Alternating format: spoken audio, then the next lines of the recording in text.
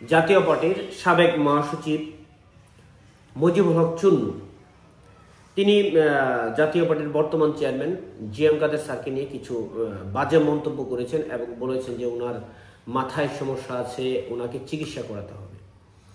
তো সেই প্রেক্ষিতে আজকের কিছু কথা বলা। মুজিবুল হক চুন্নুকে বলতে চাই, আপনি সংসদে মানে একদম ডিক্লিয়ারেটের কথা বলেছেন যে জাতীয় পার্টির যে সাবেক প্রতিষ্ঠাতা চেয়ারম্যান ছিল, সাবেক সফল রাষ্ট্রপতি আল্লাহ হোসেন মোহাম্মদ এরশাদ, উনাকে বিট্রে করে ওনার বিরোধিতা করে 2014 সালে আওয়ামী লীগের নেতৃত্বে নির্বাচনে গিয়েছিলেন। যিনি এই সাবেক রাষ্ট্রপতি ছিলেন, ওনার সাথে যে বিট্রেটা করেছিলেন সেটা কি দলের ভালোর জন্য করেছিলেন না নিজেদের স্বার্থের জন্য করেছিলেন, নিজেদের অর্থ উপার্জনের জন্য করেছিলেন? এই যে আপনারা দলটাকে বিক্রি করা শুরু করলেন, দালালি করা শুরু করলেন, সেটা তো 24 সাল পর্যন্ত করেছেন। আপনারা এমপি হয়েছেন, মন্ত্রী হয়েছেন। এমপি মন্ত্রী হওয়ার পরে আপনি মহাসচিব নিয়োগ হওয়ার আগ পর্যন্ত কোনোদিন পার্টি অফিসে এসেছিলেন? এই যে এমপি হয়েছিলেন, প্রতিমন্ত্রী হয়েছিলেন, কোনোদিন কোনো সংগঠনের খোঁজ খবর নিয়েছিলেন? কোনো তৃণমূল যারা জেলা লেভেলের, উপজেলা লেভেলের কোনো নেতাকর্মীর কোনোদিন খবর নিয়েছিলেন? নেন নাই। আপনারা এরশাদ স্যারকে জিম্মি করে রাজনীতি করেছেন, জিএম কাদের স্যারকে জিম্মি করে আপনারা 24 সালে নির্বাচনে গিয়েছেন। পার্লামেন্ট ভেঙে যাওয়ার, জুলাই আন্দোলনের সময় পার্লামেন্ট ভেঙে দেওয়ার যখন চেষ্টা করেছিল জিএম কাদের স্যার, তখন আপনারা জিএম কাদের স্যারকে জিম্মি করেছেন। এই জিম্মিটা আর আপনারা করতে পারবেন না। অনেক করেছেন। তৃণমূলের নেতাকর্মীকে বিক্রি করেছেন, দলটাকে বিক্রি করেছেন, দল বিক্রি করে তৃণমূলের নেতাকর্মী বিক্রি করে এমপি হয়েছেন, মন্ত্রী হয়েছেন, কোটি কোটি টাকা আত্মসাৎ করেছেন, দেশের বাইরে টাকা পাচার করেছেন।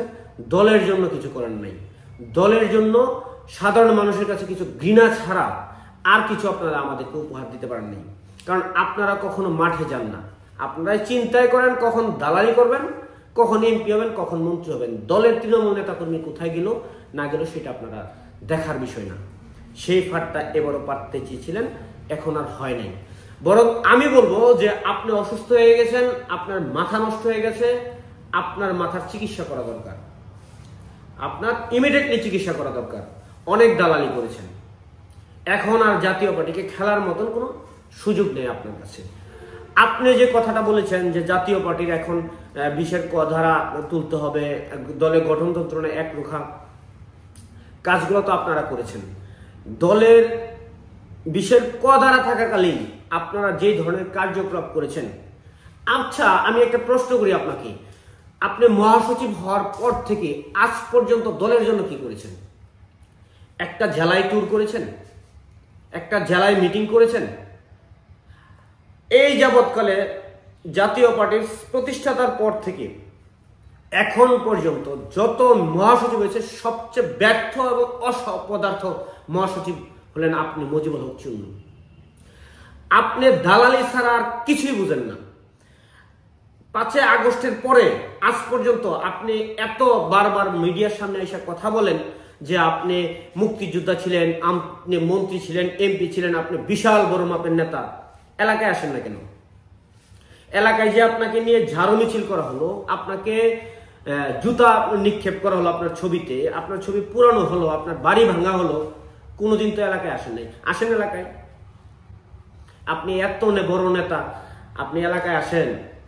নিজের এলাকায় তো যেতে পারেন। আপনি যে তারাই লাগছে, আপনি তারাই যেতে পারেন। আপনি সারা দেশের বিরাট বড় নেতা হয়ে যাচ্ছেন। এখন দালালি বহুত করেছেন, আর দালালির সুযোগ নাই।